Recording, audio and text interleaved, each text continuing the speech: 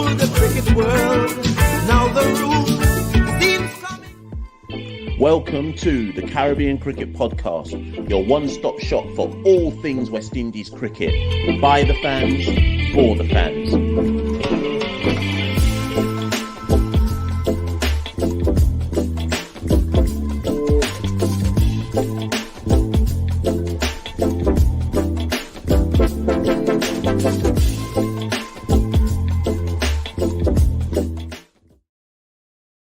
Finally, CPL has returned to Guyana.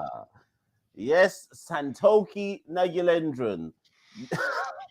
The long-suffering Guyana faithful have finally, after 11 years, 6 finals, claimed their first ever CPL title.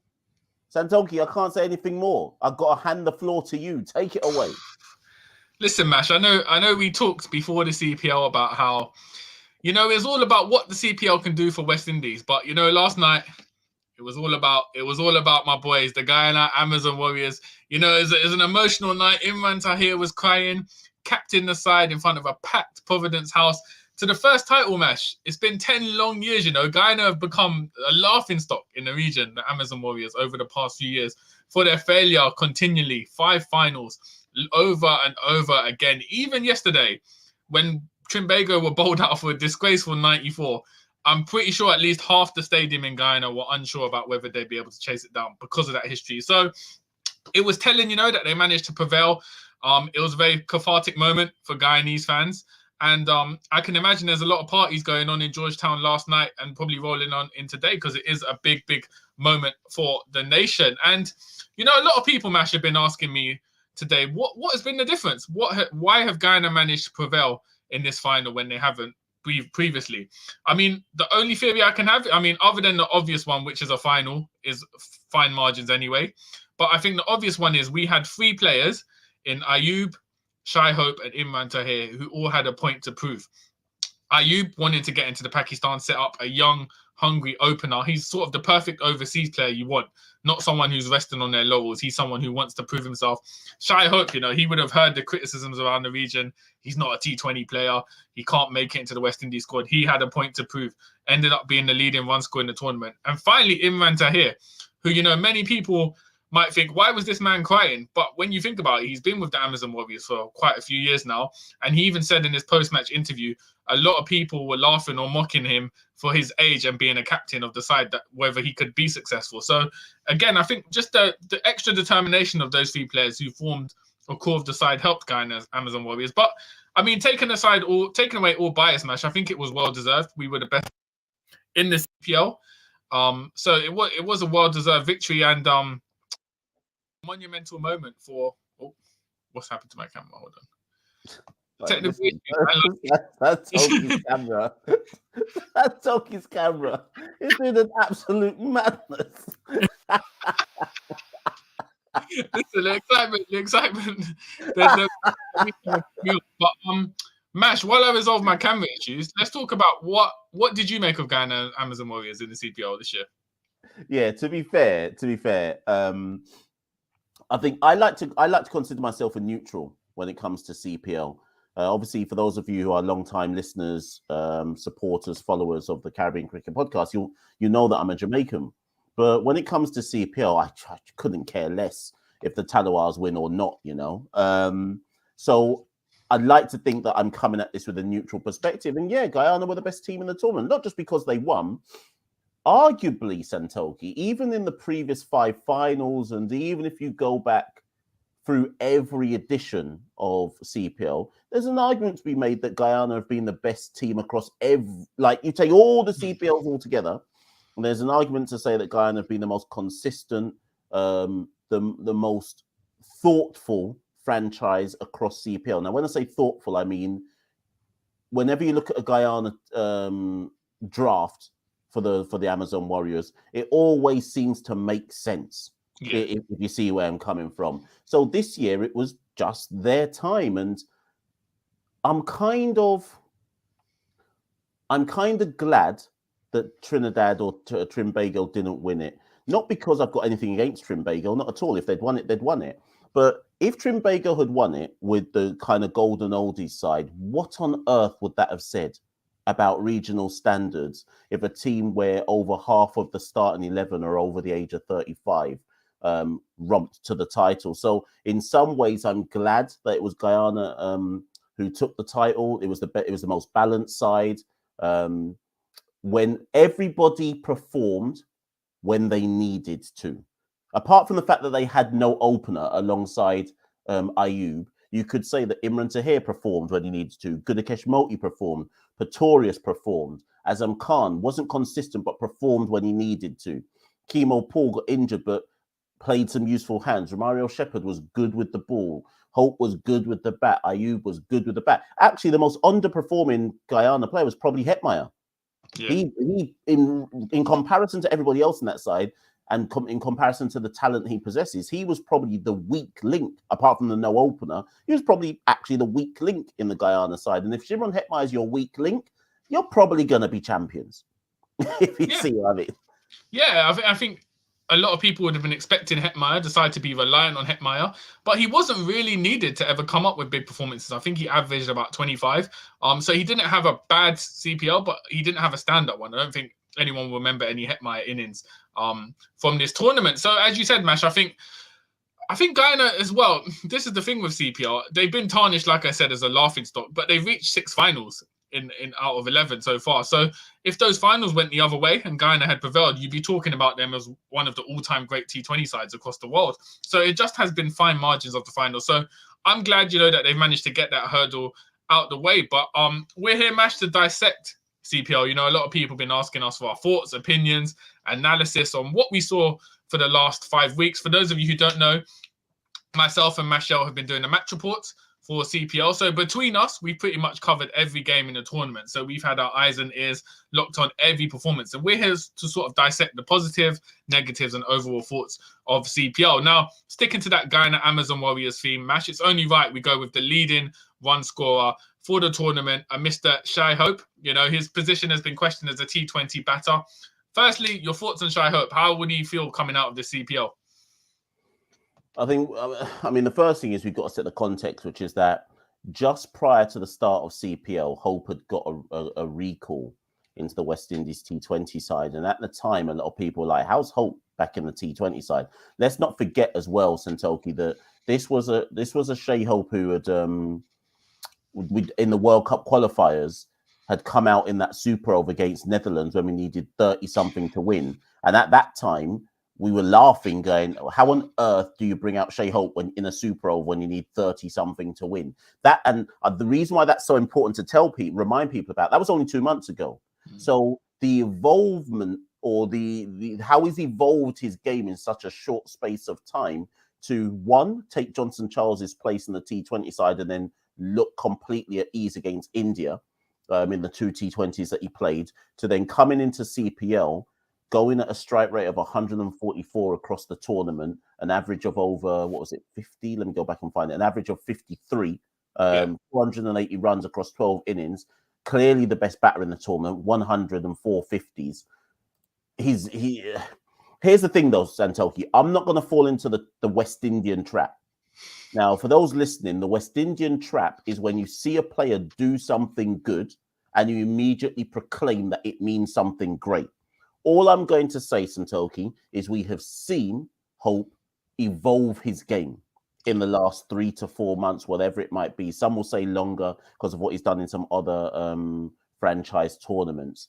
And at this point in time, he is now undroppable in the T20 format for the West Indies. No Shai Hope, no Guyana title. It's as simple as that.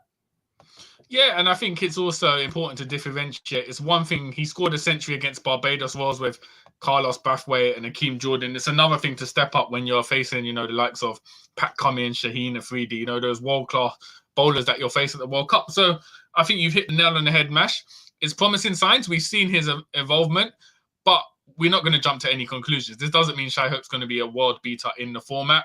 Ironically, we've seen that happen in Test cricket to the detriment of his career, the kind of false expectations placed on him after that twin century in Headingley. So let's not try and fall into the trap. I'd like to see if he can build on those performances, bat at a good strike rate, 140 again against England in December. Then we can talk about, Shai Hope longer term. But I think for now, it is what it is. He's had a very good CPL against some underwhelming bowlers and some good bowlers. But I don't think he's faced consistent world-class bowlers in this tournament. And that will come at the international stage over the next few months and culminating in that World Cup. Yeah, for sure. And I think that's one of the key positives of CPL in terms of players. And we'll pivot back to players in a second.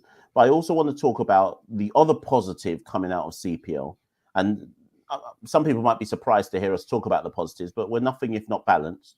Undoubtedly, there are going to be some financial metrics, some viewership metrics, some tourism metrics that CPL are going to release, which will undoubtedly say that this was probably the most successful edition of CPL. And certainly, Santokie, I don't know, because obviously I'm not crunching any numbers, but we can guarantee that that's what CPL are going to release. That was the most watched, best engaged with, and it probably was CPL, because where the CPL eyes now have completely changed from the original tournament, right? But what I will say is the positive was ending the tournament in Guyana. There is an unparalleled, the only country that can come close to it is Trinidad in terms of fever pitch support and feeling like you're actually at a cricket game in the Caribbean that matters. Guyana and Trinidad are unparalleled. Yes, that might hurt some Bayesian feelings, but it's facts. It's Guyana and Trinidad. And having those two teams in the final added to the sense that it was something to be seen, if that makes sense, right? And the crowds at Providence added an atmosphere that made you feel that something significant was going on. But here's my question, Santokie. How comes Guyana fans are so hype in your mind? Why are they so hype for Amazon Warriors, but not for Harpy Eagles in whether first class or Super 50? Obviously, it's not played at Providence. Put it this way: if Super 50 was played in Guyana, do you think we'd see something similar for the Harpy Eagles if they got to a Super 50 final? No, I don't think so. And I think that's just the cultural difference of CPL, or at least in Guyana, to my knowledge, is a social event. Like, you go there even if you're not particularly a fan of cricket. You go for the lime, you go to drink, you go to hang out with people, you go because of the atmosphere. In Guyana, where there's not a lot of tourist-friendly events, there's not many sporting events, you don't really get many musical concerts. If you've got something like CPL, even if you don't watch cricket, you're going to head down to Providence. Whereas obviously with the Super 50, if it was held in Guyana, that's more of a cricket connoisseurs game. Like, you're going to watch a 50-over game if you're a big fan of cricket, not necessarily if you're just there for a lime or for the event. So I just think the spectacle and the brand of CPL being a party is what drags that big crowd in. But I agree with you, Mash. I think Guyana in particular, that final week, was something, if you're a world cricket fan, you'd want to hit that on your bucket list to be there at Providence, just because it was an electric atmosphere, especially in comparison to St. Lucia or St. Kitts, which we saw in earlier rounds. Sort of felt a bit drab. I know there were spouts of rain here and there, but it just felt like the crowd wasn't full. It wasn't a full stadium, and it sort of felt lackluster. So it built to a nice crescendo. And I think if you're a CPL organizer, you know, tournaments are always judged on their final visual.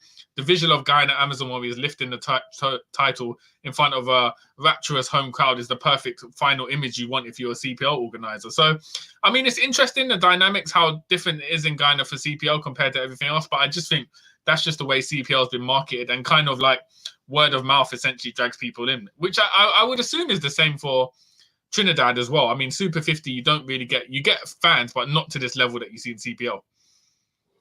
Yeah, and as you say, I think Imran Tahir crying gave them like the classic Armageddon kind of visual, you know, that kind of, and I don't want to miss a thing, even when I see Man said he had the hairstyle like Aerosmith. No, but I was, you know what? I was surprised to hear he was crying. I was like, wait a minute, what's going on? Why is he crying? But then when he gave the interview, it kind of made sense. He was like, people have written him off, said he's past it.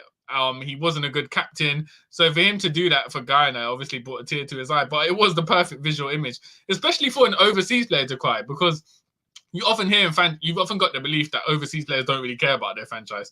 So to have an overseas player, like Hetmyer Shepherd weren't crying, but Tahir was crying. So to have an overseas player as well also heightens that marketing of it being something which it goes beyond the Caribbean. So we're not. Before people say, "Come on, we thought you two were going to cuss," we'll get to that. So, we're waiting for the numbers. This is how we do it. Because we know Caribbean people are late, so we're going to wait about 30 minutes for then we hit the peak audience figures. I'm saving the cussing, but we have to have this isn't even a cuss. This is a serious conversation, Santokie, and I hope this reaches the ears of the people that matter in CPL. Okay, so the atmosphere at Guyana was amazing. The atmosphere in Trinidad was amazing. St. Kitts was dead out. It doesn't help that their team was also shit. St. Lucia was just whatever. It was all right. Barbados was Barbados was more underwhelming than I expected it to be. Apart from their one Saturday game when it felt like there was a bit of something, even that felt a bit dead out. But is Barbados, because I don't even remember, because it was so long since Barbados hosted. Is Barbados just more of a traditional test crowd? Like for tests, they'll show out, but they're not CPLs necessarily. I don't even know. I mean, if there's any Barbadians in the chat, let us know. If you were there and you went to some CPL games in Barbados, it didn't look as vibesy as it looked in Trinidad and Guyana. But my question is this, Santokie. Next year, so CPL will return for its 12th year next year, 2024. Jamaica haven't seen a home game since 2019. We have a team playing CPL that doesn't play at home and hasn't played at home in what will be 5 years when it gets to 2024. How do CPL go about making the tournament look like? Okay, well, I guess what I'm trying to say to you is, are you a fan of this? Go to different territories and play some games. Do you think we're stuck with that? If Jamaica come into it, how do they then add another country into it without extending the tournament further, right? Or do they go back to home and away? Because I think part of the issue with the lack of atmosphere is we don't have home and away games. So I'm personally not a fan of everyone head to Guyana for the last X number of weeks of the tournament and play all the games in. Not because I've got anything against Guyana, I just don't think that's how a tournament should be run. I think it should be home and away. But what's your views on that? Yeah, and I think particularly the Saturday early games, 3 p.m. or Sunday ones, which were between, like, for instance, in Trinidad, like you might have a St. Lucia versus St. Kitts. The fans, it's hard because of the timing of the day, 10 a.m. local time, and the fact there was no home team. You're not going to get crowds in the Caribbean. You're just not going to get it. So that sort of led to the lack of atmosphere. But I think logistically, Mash, I think the home and away thing is probably a madness to kind of organize and coordinate, especially with rising costs, air costs, and all that stuff post-pandemic. So, I mean, I think I agree with you. I think home and away is the best format. It feels more like an electric tournament in that way, but I don't know if they'll ever go back to that. And on the topic of Jamaica, surely, Mash, obviously you're going to be more of an expert on this. Surely it will reach a breaking point where, because we've already had 5 years without Jamaica being a host. If it goes on another year with Jamaica not hosting, surely you reach a breaking point where either the franchise changes names and moves location and they try to host, or I don't even know, what else do you do, Mash? Because you can't, if you go 6 years without playing a home game as a franchise, what is the point of the franchise being called Jamaica Talawas? You're just the Talawas on tour, basically. If it was up to me, I'd drop Jamaica Talawas out of the tournament next year. If it was up to me, what's the point? If there's any Jamaicans in the chat, none of us are feeling CPL anyways. Maybe that's why I'm so down on the tournament this year. And if CPL want to get the Jamaicans back on board with the remember, Santokie, the joke of all of this is Jamaica's the biggest country in the Caribbean.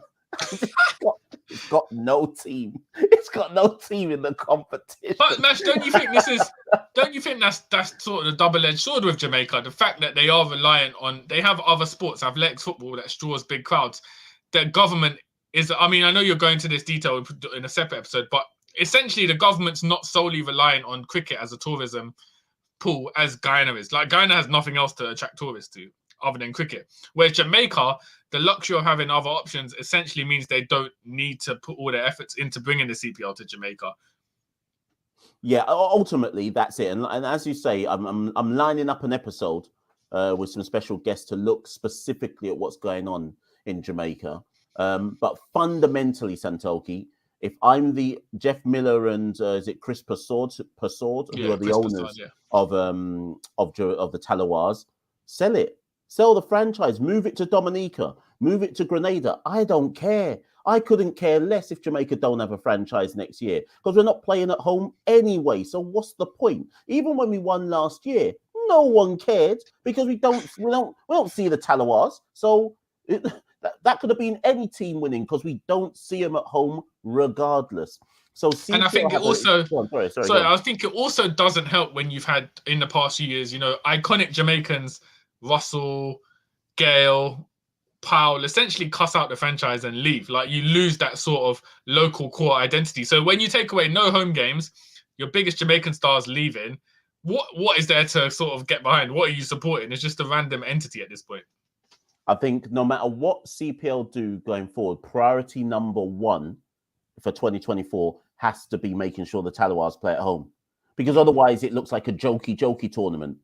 If you go another year with the Talawars not playing at home, even the biggest CPL cheerleaders will be like, what's going on though? Like this don't make no sense whatsoever. So that definitely has to be a priority, or you just move the franchise.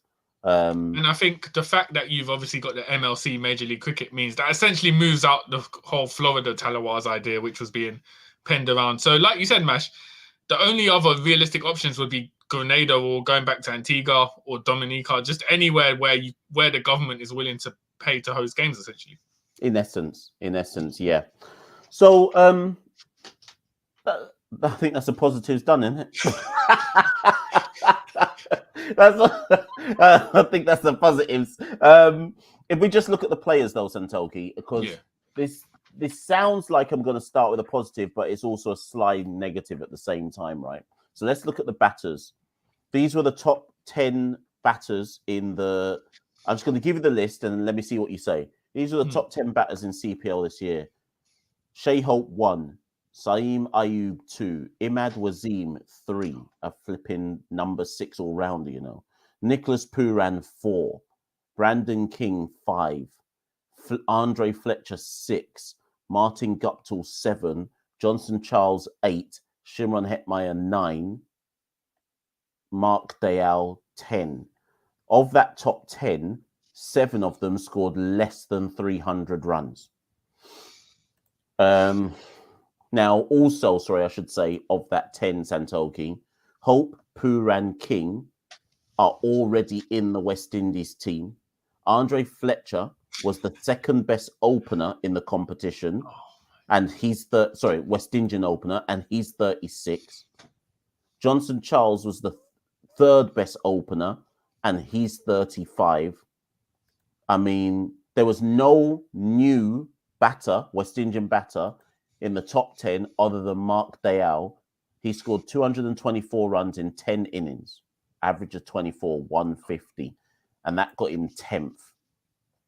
I mean, it says it all. The fact that we said at the top of the show, Hetmeyer hasn't really done anything, but my man still made the top 10 run scoring chart. And that's not because he piled on the runs. It's just because the averages were so low. I mean, Mark Dayal, from my observations, had a poor tournament. I don't remember him ever really. He had good starts, but nothing to build on, and he's made the top 10 as well. If you're looking at that list, Mash, it's deja vu. This time last year, we were talking about whether Andre Fletcher should go to the T20 World Cup because he had a good CPL. We've got that again. Yeah, only 20 likes, guys. More likes. Everyone, how many people are tuned in, Mash, live? Can you see? 9. We're just about to hit 100. People smash up the like triple figures soon. Yeah, triple figures on the likes. Likes, share, subscribe. Yeah, so I think the fact you've still got Andre Fletcher in the top bracket of run scorers doesn't even point to the quality of... I mean, Andre Fletcher's a decent batter, but no way should... Batting for the worst franchise as well in the tournament. He shouldn't be piling on those runs. I think what's concerning for West Indies fans is, Mash, as you say, who are the new emerging players? Who's been able to put their hand up? How many were even given opportunities? I know you got the likes of Matthew Nandu, Kevlon Anderson had sporadic 1-2 games here, there. No one really had a clear run. The one breakthrough, the one quote-unquote breakthrough we're talking about, Shai Hope, top run scorer, he's almost 30 years old. So in terms of that under 25 bracket, Mash, if you're looking at the runs for now, there's not really anyone who sort of put their names up. I mean, Shafane Rutherford was someone we talked about, could put his name in the hat for West Indies recall in this tournament. He had a mediocre tournament. Rakeem Cornwall got a lot of headlines, hit that brilliant century. It was a magnificent century. However, he only scored 193 runs in the whole tournament. So if you take away that century, he only scored 90 runs across 8 innings as an opener.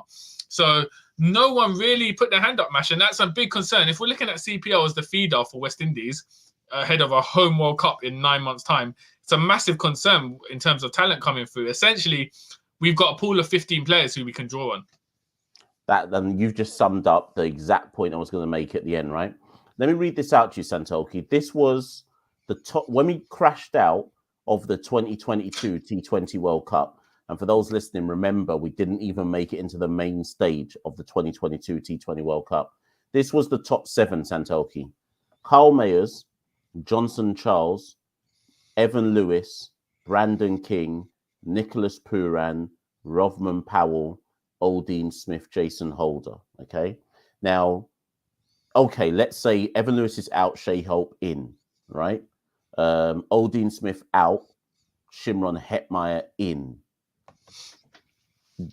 Johnson Charles may be out. I don't know, because obviously Romario Shepherd is in that team as well. But the point I'm making here, Santokie, is arguably nothing much as we're 1 year on and we're still working with the same set of players that crashed out of the last T20 World Cup. I'm not saying that we won't be better in a home competition. You'd like to think we will be, because we'll be in our own conditions.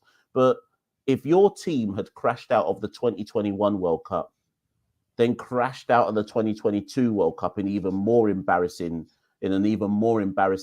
scenario, and then 1 year later, you're still working with the same set of players, and then you have a domestic tournament where nobody puts their name forward, Santokie, we're in the mud then, aren't we? we're in the mud. I think optimistic fans were saying, all right, Evan Lewis has been out of West Indies side. If he can come fire in CPL, we can put him back in as opener. The man averaged 12 across 8 innings. So Evan Lewis has essentially batted himself out of West Indies contention, because no way can he get picked for the England series based on those numbers.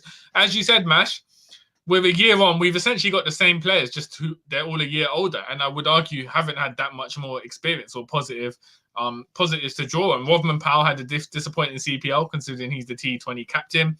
So overall, unless you're Hope, even Pooran to an extent, I mean, he hit that century, that 1 century, but largely, I mean, in the finals, a classic example, reckless shots. So largely, Pooran, I'd say by his standards, didn't have a great tournament, considering the hype he was coming into from the MLC as being one of the world's top T20 batters.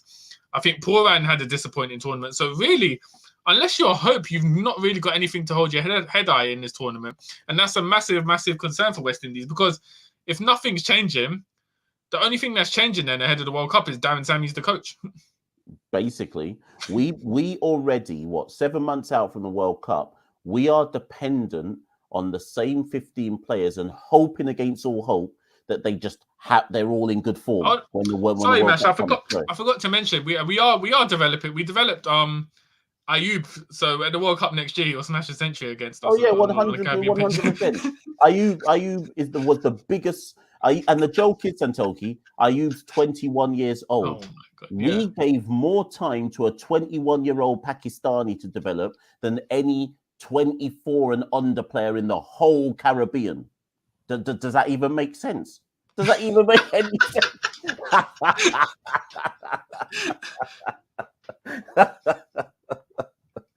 I guess this is the thing, Mash. We always talk about regional sides in the 4-day and the 50 over, like having an obligation to help West Indies. I guess CPL is a private tournament. There's no obligation to do as such.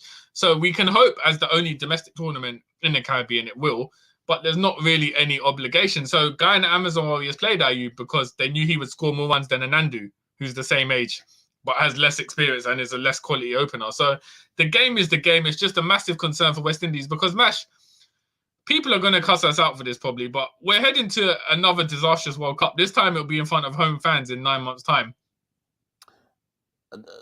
I've been waiting to decide when I start to give people like the harsh reality that the next World Cup or the one at home isn't going to go the way that I saw some people posting online today saying, yeah, we're in good nick now for the World Cup. Everything's starting to align. And I was just reading it thinking, these people are on drugs, man. They're on absolute, they're on, I don't know what kind of, they're on the highest high right now. We would need a whole bunch of luck to go in our favor to do really well at that World Cup. And here's my issue, Santokie. We are 1 or 2 injuries away from winning no games at the World Cup. That's the reality, because we have no strength in depth. We have no strength in depth. And I think you correctly pointed out, Nicholas Pooran was the 4th highest run scorer in this tournament. He didn't even have a good tournament. He was just average. And yet still he was the 4th highest run scorer. Come on, man. Listen, remember that crowd you saw last night in the CPL final at Providence, because that same crowd is going to be booing us up when we lose to Papua New Guinea, in the World Cup in 9 months' time. But Mash, you're right. We're treading on thin ice. We've essentially got like I said, 15 players who we can draw on to sort of build a team, not a good team, just a team. If we have 2-3 injuries, if a Pooran and a Hetmaier get injured, we're in the mud, Mash. We're going to have to drop in Casey Clarty or something in the World Cup to sort of bat in. So I just don't know where the answers are going to go through, because essentially the CPL was the last audition before the World Cup. Because from now on, you've just got to go on an international bilateral series where you're picking guys who are already established. There's no platform for players to prove themselves unless they happen to do it in a Bangladesh Premier League or something along those lines. But even that, you have to earn the opportunity. Like Jimbo hit a century in CPL, so he got a Bangladesh League deal. If you're like a Nandu or Kevlon Anderson and Casey Clarty, where are you going to get these opportunities for? You're essentially not going to get picked. Or Josh De Silva, for instance. So for me, Mash, the audition stage is over, but it's massive concerns. And where in last year in the World Cup, I was like, okay, maybe we might be able to pull through. Evan Lewis is back. Pooran might hit off in Australia.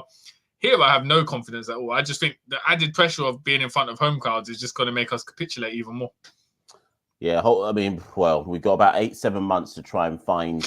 I mean, remember, we did beat India, granted a weakened India, but we did beat them. And we did beat South Africa, granted a weakened South Africa away. So all is not lost. But let's look at the bowlers, Santokie. This is even worse than what we said about the batters. These were the top 10 These were the top 5 bowlers in the competition. Pretorius, 20 wickets at 15. Imran Tahir, 18 wickets at 15. Mohammed Amir, 16 wickets at 14. Jason Holder, 16 wickets at 21. Chris Green, 15 wickets at 18. Now, yes, I know some people are going to say then there was Multi. Alzari Joseph was 8th. Romario Shepherd was 9. But again, Santokie, what does it say when you have a tournament, a domestic tournament? I know we're going to say privatized franchises and all this. The only West Indian in the top 5 was Jason Holder. And with all due respect to Jason Holder isn't a world-beating T20 bowler, right? He's not going to bowl us to victory in T20 games, but he was the only person in the top 5. And then when you look at the top 10, yes, Romario Shepherd was there. He's already in the West Indies team. Alzari Joseph was there. He's already in the West Indies team. Gudakesh Moulty was 6th in fairness. And yes, I guess the crescendo for him to get in the team either alongside Akil Hussain or replace Akil Hussain will get louder. But one of the weaknesses we've had in T20 cricket, Santokie, is that we can't restrict sides. We don't know. So we went into CPL. I did a video prior to CPL where I said we need another quick bowler. Well, no one showed up. People say Matthew Ford. Matthew Ford is a medium pacer. He's a medium fast. He's not quick, right? We needed a quick bowler. No one showed up. We needed an off spinner to challenge Chase. No one showed up. We needed a leg spinner to bowl some overs. Yannick Correa, who's supposed to be our go-to leg spinner, barely played in the tournament. Hayden Walsh, 1 game, barely played in the tournament. So, Santokie, who's our wicket takers then? Who's our wicket takers? We know that we've got some flaws in the West Indies team in terms of wicket taking, and no one showed up in the tournament. I mean, this is mad. Yeah, I know he's coming off injury. I was hoping to see more of Jaden Seals. I know he only played 5 games, but we didn't really see much. But we'll have to allow him because he's just come back from injury. So maybe he's just trying to get into that groove. Obed McCoy, disappointing. As you said, Mash, where are the wickets coming from? If you're a bowler, if you're looking at that top wicket taker list, Pretorius, Tahir, Amir, all overseas players in their 30s, or in Tahir's case, mid-40s, who have outshone the West Indian local bowlers on their own home pitches. So the only real bowler who, could come out happy as such would be Moti, because he will essentially get a chance against England now, probably against Akil Hussain, just because you can't ignore those performances. He bowled 4 overs for 7 runs in the final in a clutch moment. So I think Moti's cemented himself in that West Indies side in December. Other than that, if you're looking at the pace department, can we call back Kim Roach or something for the T20s? Like, I don't know where. As you said, Mash, it's the same thing again. Though if we're looking at Holder, Azari, Joseph, we've gone with them before last year and it didn't work out. So we're going to go with them again in June. Same thing's going to happen, rinse and repeat. So I don't know what else can change. And as the opportunity is passed for anyone else to make a mark for themselves, as you said, Matthew Ford's more of a medium pacer, not really someone who's out and out seamer. So I don't know. I think the batting is a concern, but bowling is a red alert, red danger. Like it's not looking good for us at all. And the thing is, it's not even as if this has arisen in the last, at least with the batting, you can say, all right, we had the GOATs, Chris Gale, Lendl Simmons, all those guys, they kind of dropped out gradually. With the bowling, it's been like this for the past 5-6 years off the top of my head. We've declined in white ball strike bowling. So it's something that's been building and hasn't been addressed. And it will culminate, I think, at the World Cup when we struggle to bowl sides up again. Yeah, I mean, Vish here says Matthew Ford is bowling 130 and still causing havoc. Yeah, I get it. And I think Matthew Ford will probably get a call up. I think he probably deserves one as the next best West Indian who's not already in the West Indies setup. Yeah, more than likely, probably he's going to have to get a go. But as I kind of said at the top, we know what the gaping holes were, and those holes for me have not been they haven't been filled. Like I say, that doesn't mean all hope is lost, but I do think it means that we have to be realistic and say that CPL as our domestic tournament isn't doing enough. It doesn't have to, it's not its remit, but if it's the only thing that we've got, it's the only thing we can critique, and it's not doing enough to develop or bring new talent to the fore. And I guess we should pivot from that, Santokie, to the point about, we've been talking about it for a while, Santokie, but another tournament in the region is necessary. Obviously, I know that Cricket West Indies signed that contract with CPL, because of the contract that was signed, there are restrictions on Cricket West Indies being able to hold any kind of viable T20 tournament. They basically can't host one without CPL's agreement, which basically means we can't host one. But if CPL don't budge on that, and Cricket West Indies can't negotiate something with CPL to get them to budge on that, there is going to come a point where CPL, as well as Cricket West Indies, are both damaging their own brand. Because CPL, I said it in a previous video, can't keep relying on these same set of players with no one new coming through. And Cricket West Indies, and by extension, the West Indies cricket team, men's cricket team, cannot develop if there's no developing talent. Like, it's lose-lose on both counts. Yeah, and we've already started to see signs of that. I mean, 5-6 years ago, CPL, when you had, the Chris Gale headline act, and you had Pollard at his peak, Bravo at his peak, all these sort of players, they were, GOATs in the format, headline acts. Whereas now, if you're looking at next generation, you've got Pooran. Arguably, it's just Pooran, because I would say Hetmeyer has dramatically declined. He's not at that world-class level because he hasn't had consistency. So other than Pooran, you haven't really got that headline act in CPL, local Caribbean player. And looking down to the next generation, who's going to emerge? Where are we building them from? So, Mash, I agree. Even if it's a 3-week domestic tournament, that sort of mirrors Super 50, you have local sides playing T20 cricket. Get used to the format, the nuances of how you accelerate, how you bat in the power play, death bowling on Caribbean pitches. That will massively, massively improve. And then you can have, out of nowhere, you might have someone for the Windward Islands who hasn't been on the radar in CPL. Top scorer, gets a contract in CPL for like a St. Lucia, does well. eventually plays for the West Indies. Then you've got a better pathway where you're picking out players, talented players in the region, rather than relying on, franchises had limited spots and they give some to overseas players. So unless you're a proven T20 player, you're not going to make a franchise. But how do you prove yourself? Like Josh De Silva said when he came on the pod, you got to hope in Trinidad that Bravo Apollo's at one of your club matches. But that shouldn't be West Indies are a test player nation. That shouldn't be a T20 top T20 side. That shouldn't be a route into establishing yourself, relying on senior players watching you. There should be an actual structured pathway. So I think more than ever, a domestic T20 tournament is massively needed in the region. But as you said, Mash, there's a lot of obstacles. So I don't know how realistic that opportunity will be in the coming years. Let me go back to something, because there's an argument that I put up on Twitter earlier today, right? I want to just see your take on it. Sam, and by the way, people, Santokie didn't know I was going to say this. So however he responds to this is a genuine response. So earlier on today, Santokie, I put something up on Twitter where I said, I studied all of the games in CPL this year, right? And I was like, how many of them were actually close? Because you and I were, for those who don't know, you and I were up until 4 o'clock in the morning most nights throughout this tournament, watching these games in the UK, right? And it felt like at the time, Santokie, that most of the matches were one-sided, terrible affairs. Games whereby 2:30 or 2 o'clock, you already knew who was going to win and you're just waiting for the match to end. That's how it felt anecdotally, right? So this morning I was like, let me actually look at every single game. Let me look at every single game that took place in this tournament and how many were close. I counted 4 matches that went down to the final over, right?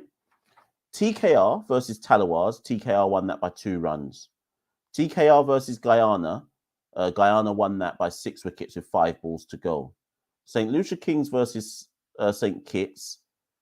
Can't remember who won it. I think it was St. Lucia Kings by 4 wickets with 2 balls to go. And then Guyana versus Barbados. That was the one where Multi bowled that over when Barbados only needed 6 runs and Multi defended it. And Guyana won by 3 runs, right? Every other game in the tournament was either done well before the 15th over or by the start of the 18th over. So what we're talking is like 12 balls to go, right? So I tweeted and said, this stat that I gave, I was like, this shows how low the quality was because there were so few competitive games in the tournament. Most were just one-sided where you knew what was going to happen at least halfway through, or certainly about 5 overs into the reply. Now, I've had a few replies to that saying that's not a good enough metric to measure the quality of a tournament. Where do you stand on that, Santokie? No, I think is a valid point. Just what you said there, because if I look at straight away the final, Guyana Amazon Warriors chased down 94 with 9 wickets in hands. The qualifier, Jamaica Talawars were bowled out for 101, chasing 183. There was a match, one of the last group matches, Jamaica hit 201, St. Lucia replied with 79 all out. So that immediately says there's not a balance between the sides, essentially. Which hints as well, if you're part of the audience, unless you're a massive, even if you're a Guyana fan, barring the final, but generally you'd want to see competitive games. You don't want to see one-sided games, because if a game's over, if you know what result is going to happen by the 11th, 12th over, it's not exciting to watch. So I think, yeah, there were massive one-sided results. And I think apart from Guyana and Trinidad, if you look at the other sides, they were sort of verging between abysmal and poor, basically, just trading places. So I think the quality of the sides wasn't equally distributed, and that essentially is why so many results, especially involving Guyana or Trinidad, were one-sided against opposition. Yeah, for real. And I like that kind of abysmal or poor. St. Kitts and Nevis Patriots weren't even abysmal. Like, they shouldn't even have, they were so dreadful, they were wasting everybody's time. Every game that involved St. Kitts was a waste of everyone's time to watch it. Talawars and Royals were, like you say, were just trading places, treading water. It's amazing that Talawars even made it to 3rd place, given that, like last year, they were just treading water all through the tournament and then just won a playoff game. And all of a sudden, they were 1 game away from the final, which again probably speaks to the fact that CPL needs more than 6 teams. Here's a point, though, from Karis, which we should bring up. Karis says we can't expect private business entities to just give guys a chance. and to develop them. The fact is, a huge majority of these young guys can't earn a spot in the 11 based on merit. And Karis, I think you're right, but here's the problem. What happens when the older players get older? Who then replaces them? What happens when they retire? If you're not turning to who do you turn to then? Where are the young guys going to come from? What's your metric to determine who the young guys are that you turn to? How do you know if you don't give them a chance? Like Casey Santokie randomly got a chance in this tournament. Out of nowhere. With no T20 pedigree, randomly got a game with what? Was it the final group game? Yeah. He randomly comes in, scores an 80-odd. What was Casey Carty picked on, Santokie? What was he picked on other than the fact he's a West Indies international? Because there couldn't be any T20 metric to go off, surely. But here's the joke, though, because Carty was picked for one of the last games, I think because there were injuries or a rotation or something along those lines. And then he ended up being the top scorer for Trinbago in the final. So again, that shows you, if you have an opportunity, you can run with it. But are the young players getting that opportunity? Which is where it goes. And as you correctly said, Mash, this isn't a case of, CPL being a charity and helping out West Indies cricket. This is also to develop the CPL brand, because if you develop future stars, that increases the visibility and the star power of your own tournament. So it works out well for both West Indies and CPL to develop future young stars. But as you said, if you're looking at players under 25, they're vastly inexperienced. They're coming into the tournament playing 1 or 2 games. How are they going to get a run together and get that experience to make a mark on the world stage as T20 players? Look at someone like a Guyanese fan tweeted us earlier today and said, yeah, but Guyana were better than other teams at giving players a chance. And he cited Junior Sinclair. And I said, okay, cool. Junior Sinclair played. But Santokie, Junior Sinclair, when you study his actual returns, he basically was in the Guyana team as a specialist fielder because they barely bowled the guy. Now, remember, Junior Sinclair is a bowler. Guyana bowled everyone before they bowled Junior Sinclair. My man was in the team to do runouts and be a specialist fielder. Even using the Sinclair argument, man got a goal, but barely got given the ball to actually get a goal.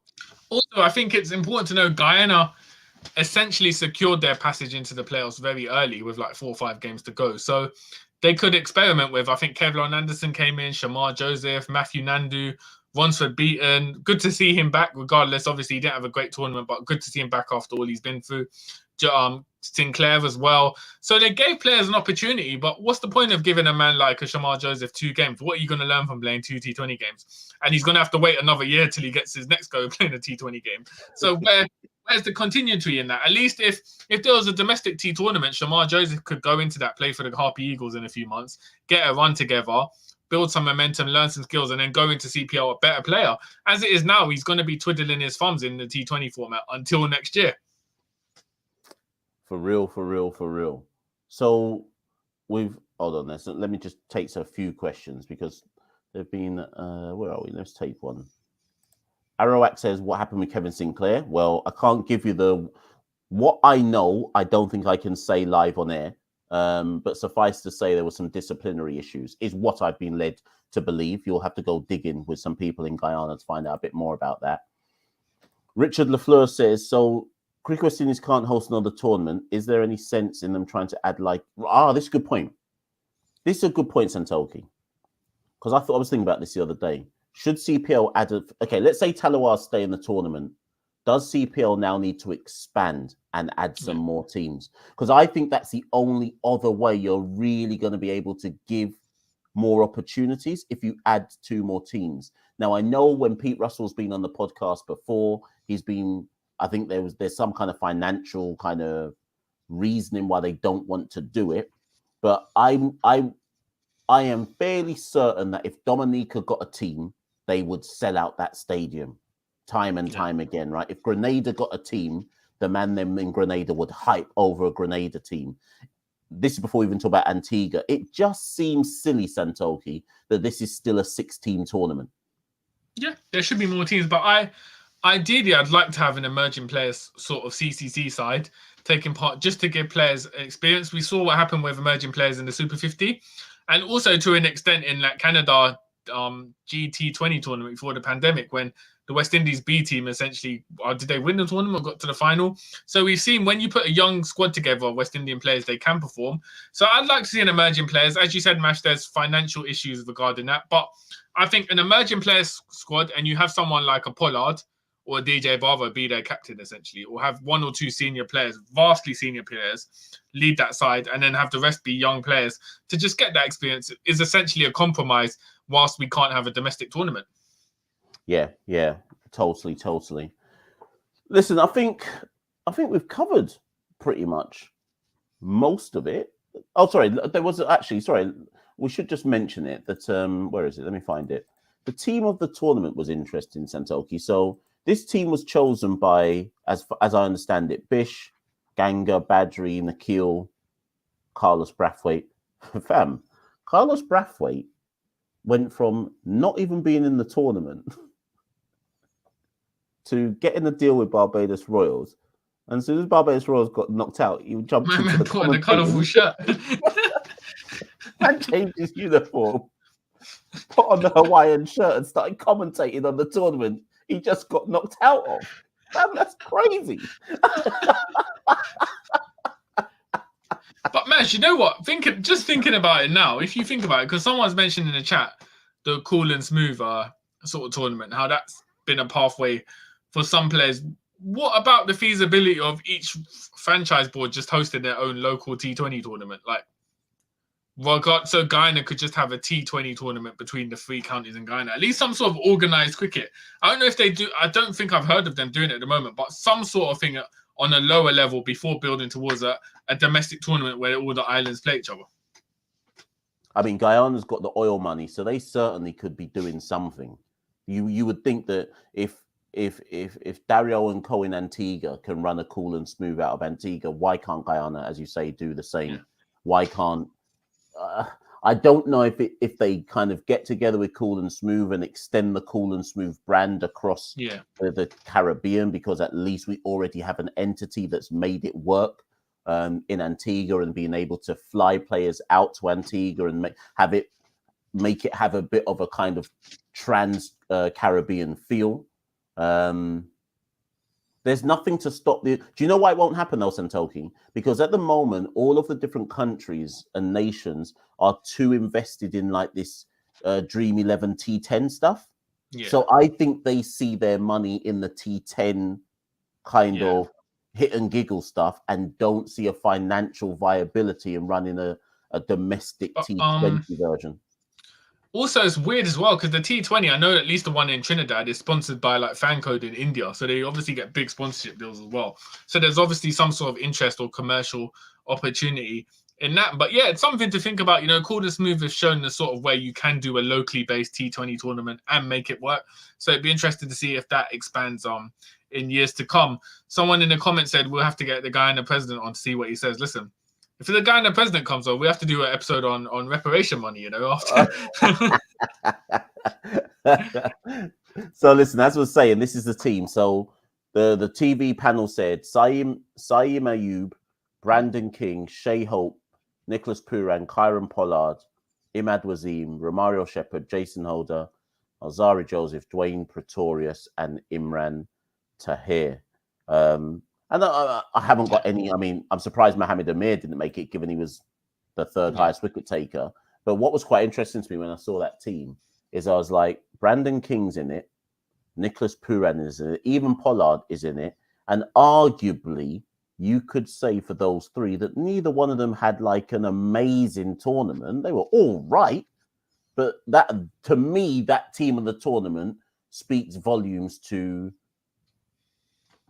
how, not sounds harsh, but how low the standard was that somebody who had an all right tournament gets into the team of the tournament, if that makes sense. Yeah, the threshold was essentially low. Like, you didn't usually in T20 tournaments, you'd have to have an exceptional season as a batter or bowler to make that sort of 11 dream team. But here, players who didn't perform necessarily well got in, and that sort of just speaks to the quality. But Mash, I guess the other perspective, if we're to play devil's advocate, essentially the main thing that matters is fans in those countries, how entertained they were watching those games in attendance. So I think if you're a Guyana fan, you were at the final yesterday, CPL is going to be one of the all-time great tournaments this year that you can remember for probably the rest of your life, Guyana winning for the first time. So at the same time as well, obviously it provided entertainment to local fans, but us and analysing it, I think our overall thing is that essentially the quality was a lot lower than we've seen in previous years.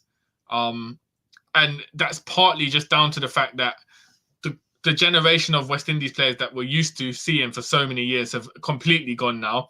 I mean, Pollard and Bravo, they're essentially peripheral figures at the moment for Trinbago, for instance, those being examples. And we just haven't seen an emergence for the first time since T20 cricket existed. We haven't seen an emergence of young West Indian players who can really excite. And that's been a massive disappointment for me watching the CPL this year. Yeah, and I ultimately have to agree with that conclusion. You and I shared some messages.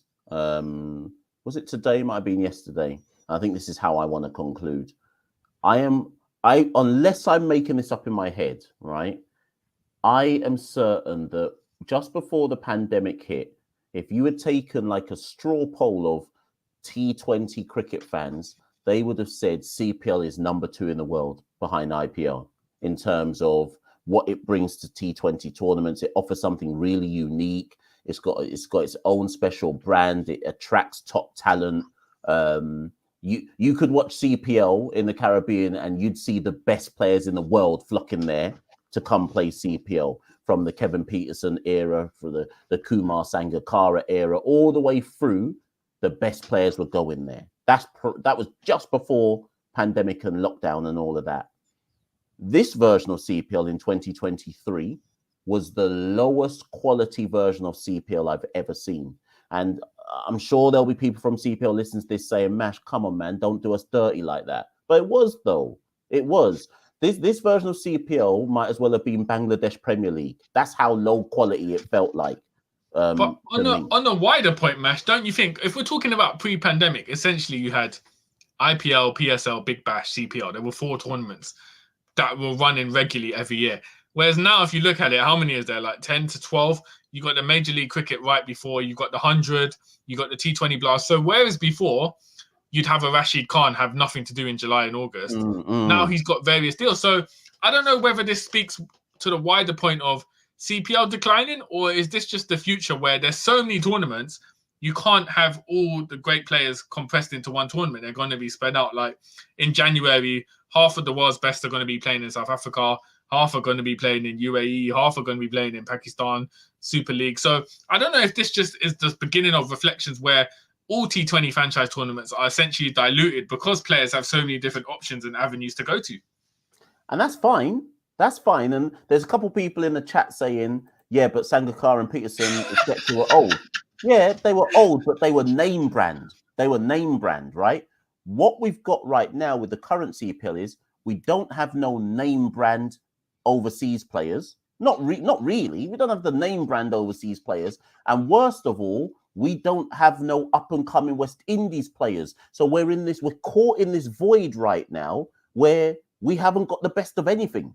We just got a tournament that's vibes. It's running on vibes. But how long can you run a tournament on vibes before people start to tune out from the tournament because they don't believe the quality is there? Ultimately, Santokie, I'm saying this.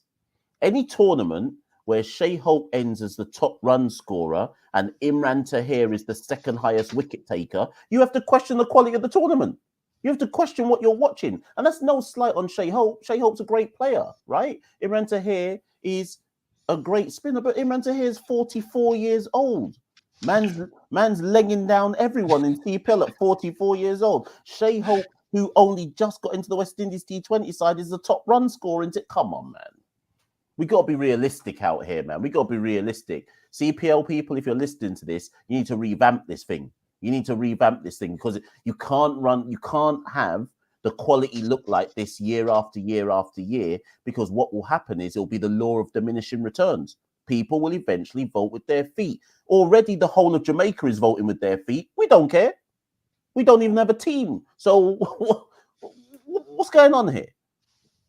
Yeah, no, I think it's very accurate there, Mash, your analysis. And I think it is something, you know, we don't, like we said at the top of the show, we're not here to just cuss out, but we're not also here to blindly praise as well. We give it a mixed analysis of the positives, the negatives, and where we think CPL could go in the future. So as always, you know, a lot of people will watch this back. Thank you for everyone who's been joining live and for your comments. For those watching back, comment below on this video. We'll try to address any comments you have. If not, hit us up on social media, Twitter, Instagram, @Carib Cricket. So that's CPL match. Done and dusted. An historic time for Guyanese fans, you know, celebrating a landmark win. But for us, Mash, it's on to, you know, back to the regional game. We're here. Super 50 starts in 3 weeks. We'll be here with previews. Hopefully get some players on and coaches. And Mash, if you thought watching CPL was tough, wait till you're up till 3 in the morning watching Guyana Harpy Eagles hit 190 in 50 overs. Fam, the whole world's going to be watching the ODI World Cup. And you and I are going to be up till 2 o'clock watching Super 50, bro. You know what? Yeah, that's actually going to be mad. You know, this is going to be a big test. The whole world be watching India, Pakistan in front of millions and millions on TV.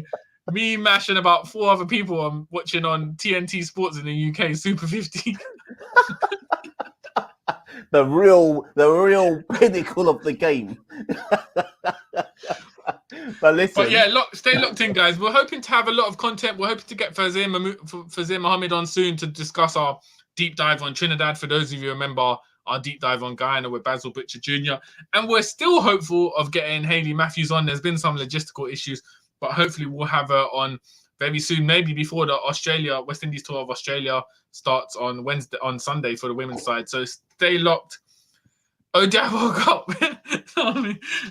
What's Fireball talking about? Mohammed's going to be top scorer as always. Listen. As Santokie says, stay locked in, people. We've got more content coming. And also make sure you subscribe to the audio podcast channels. That episode with Basil Butcher where we looked at the history of Guyanese cricket, I'm uploading that one tonight. So if you're not like a YouTube person and you didn't watch that one on YouTube, go to Spotify, Apple, all of those type of places, and you'll see the episodes there as well. But listen, Santokie, we're out, yeah? I think that's everything. Yeah, we're done out here, guys. So until next time, you know, as always, we can't tell you when we'll be back on air, but we'll be back on air at some point, regardless. So have a good evening, good morning, good afternoon, wherever in the world you're listening to this. Thank you and take care. We rule the cricket world. Now the rules seem coming. Welcome to the Caribbean Cricket Podcast, your one-stop shop for all things West Indies cricket. By the fans, for the fans.